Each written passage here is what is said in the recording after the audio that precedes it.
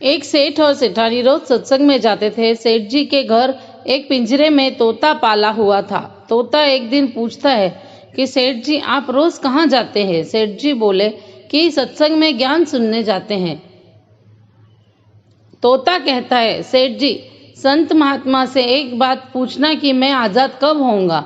सेठ जी सत्संग खत्म होने के बाद संत से पूछते हैं कि महाराज हमारे घर जो तोता है उसने पूछा है कि वो आजाद कब होगा। संत जी ऐसा सुनते ही बेहोश होकर गिर जाते हैं। सेठ जी संत की हालत देखकर चुपचाप वहां से निकल जाते हैं। घर आते ही तोता सेठ जी से पूछता है कि सेठ जी संत ने क्या कहा।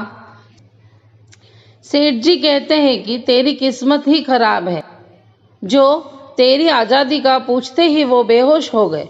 तोता कहता है कोई बात नहीं सेठ जी, मैं सब समझ गया। दूसरे दिन सेठ जी सत्संग में जाने लगते हैं। तब तोता पिंजरे में जानबूझकर बेहोश हो गिर जाता है।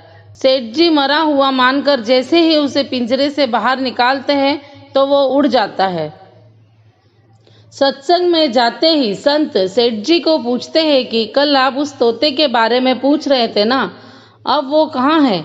सेठ जी कहते हैं हाँ महाराज, आज सुबह सुबह वो जानबूझकर बेहोश हो गया। मैंने देखा कि वो मर गया है, इसीलिए मैंने उसे जैसे ही बाहर निकाला तो वो उड़ गया।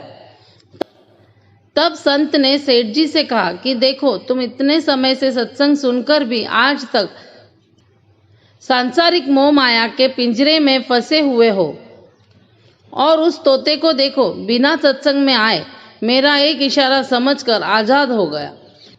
दोस्तों इस कहानी का मतलब यह है कि हम सत्संग में तो जाते हैं, ज्ञान की बातें करते हैं या सुनते भी हैं, पर हमारा मन हमेशा सांसारिक बातों में ही उलझा रहता है।